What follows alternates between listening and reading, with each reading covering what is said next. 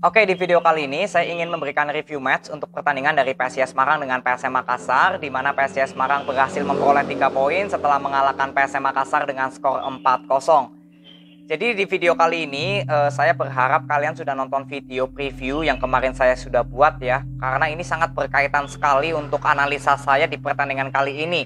Dan tentunya ada beberapa pelajaran yang saya bisa ambil untuk PSIS Semarang dan juga PSM Makassar. Jadi saya harapkan kalian sudah nonton dulu ya di video preview kemarin.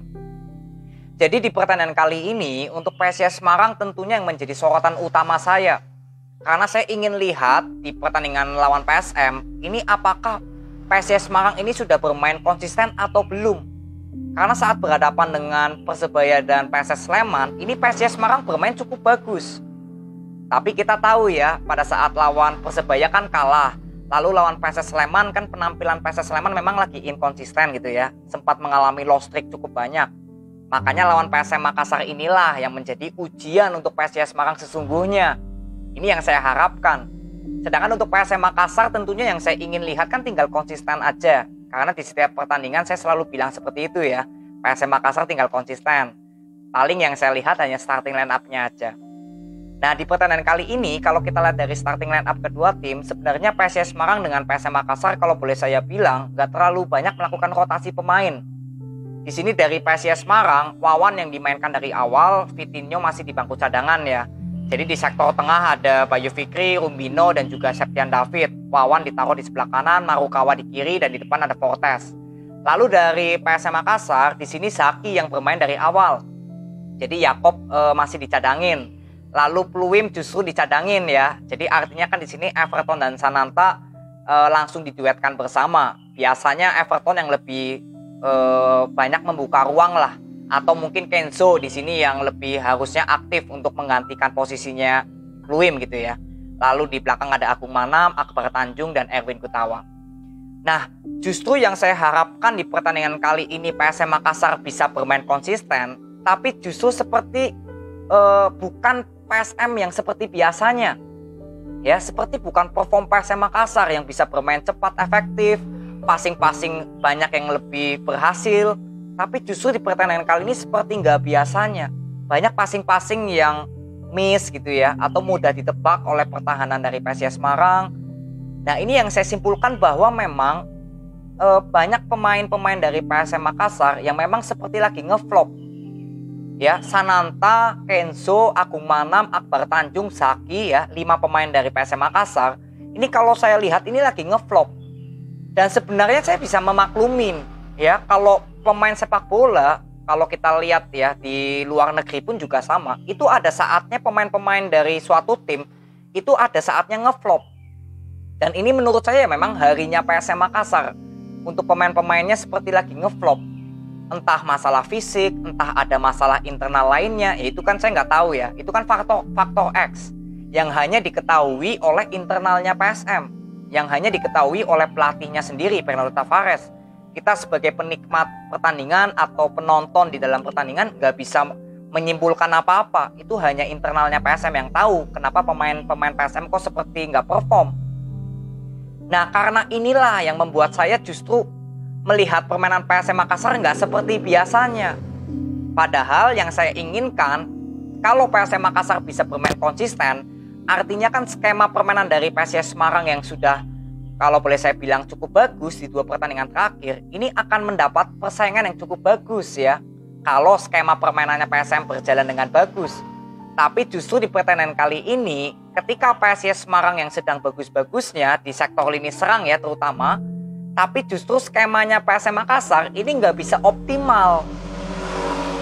Makanya justru di pertandingan kali ini untuk PSIS Semarang ini nggak bisa menjadi parameter saya, atau saya bisa menyimpulkan kalau memang permainan dari PSIS Semarang ini sudah konsisten.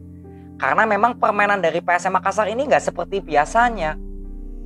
Biasanya ini bisa bermain lebih bagus lah daripada lawan PSIS Semarang tadi gitu loh. Ini yang membuat saya justru gak bisa menilai kalau PSIS Semarang ini sudah bermain konsisten atau belum. Tapi yang saya bisa simpulkan, memang penyerangan dari PSIS Semarang ini lebih terorganisir ya, lebih bagus, terstruktur lebih bagus. Dan di sini juga beberapa kali penyerangan PSIS Semarang ini lebih cenderung lebih menyerang ke sektornya Agung Manam kalau kalian lihat. Karena TC Marukawa bermain di kiri, artinya kan bertemu dengan Erwin Gutawa ya. Ini bermainnya juga Erwin Gutawa kan cukup konsisten menurut saya. Ini berapa kali bisa melakukan pressing terhadap Marukawa. Tapi sektornya Agung Manam dan Kenzo yang lebih bermain ke arah kiri, ini berapa kali yang bisa dimanfaatkan oleh Wawan atau Fredian Wahyu melakukan overlap.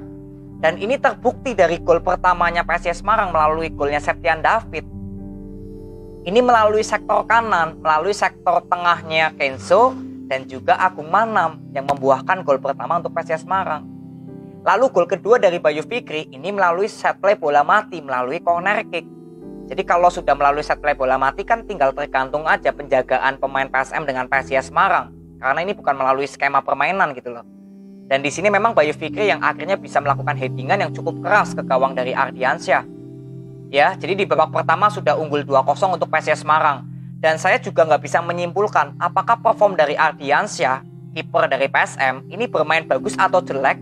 Saya pun nggak bisa menyimpulkan karena 2 gol yang tercipta dari PSIS Semarang ini murni memang sulit untuk ditepis oleh Ardiansyah.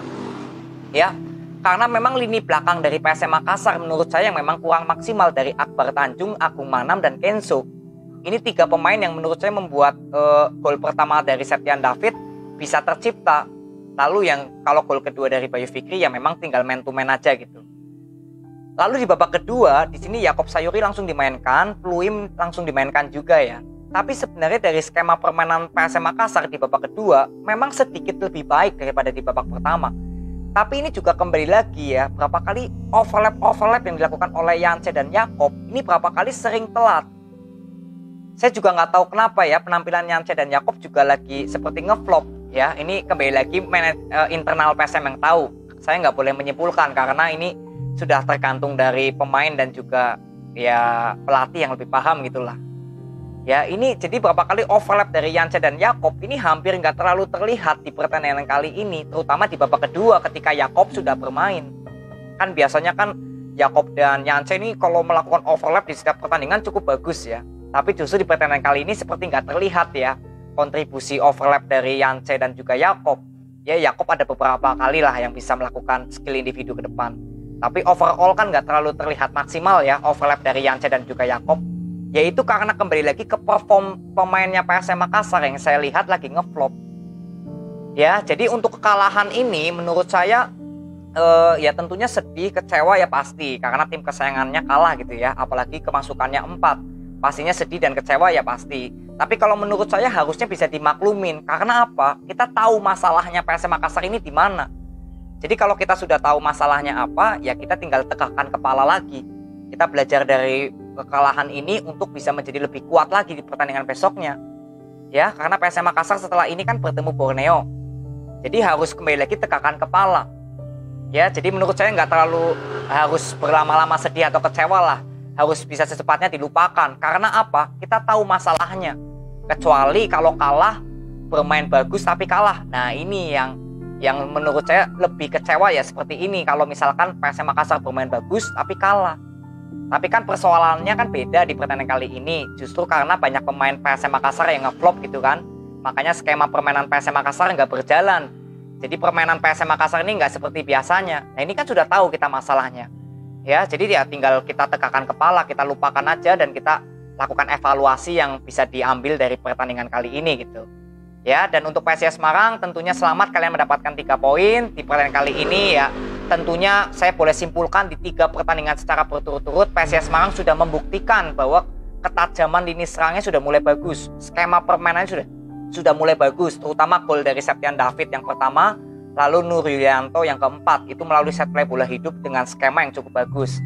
Ya, jadi pertahankan. Lalu untuk sektor tengah dan belakang, jujur saya nggak bisa menilai banget ya apakah memang sudah bagus atau belum. Karena penyerangan-penyerangan dari PSM Makassar ini memang terlihat berapa kali nggak terlalu maksimal. Jadi pertahanan dari PSIS Semarang menurut saya nggak terlalu banyak mendapatkan tekanan yang serius gitu loh. Ya, tapi is okay, nggak masalah. Yang penting PSIS Semarang sudah berhasil memperoleh kemenangan di kandangnya sendiri ya. Apalagi ini kan last home di musim ini ya. Tentunya ini hadiah yang cukup istimewa lah untuk supporter dari PSIS Semarang semua. Ya, jadi untuk PSIS Semarang selamat, dan tentunya untuk PSM Makassar tetap semangat dan tegakkan kepala, belajar dari kesalahan, dan tentunya evaluasi bisa mendapatkan hasil yang lebih bagus lagi di pertandingan berikutnya. Jadi ini aja, terima kasih, sampai ketemu di video berikutnya. See you.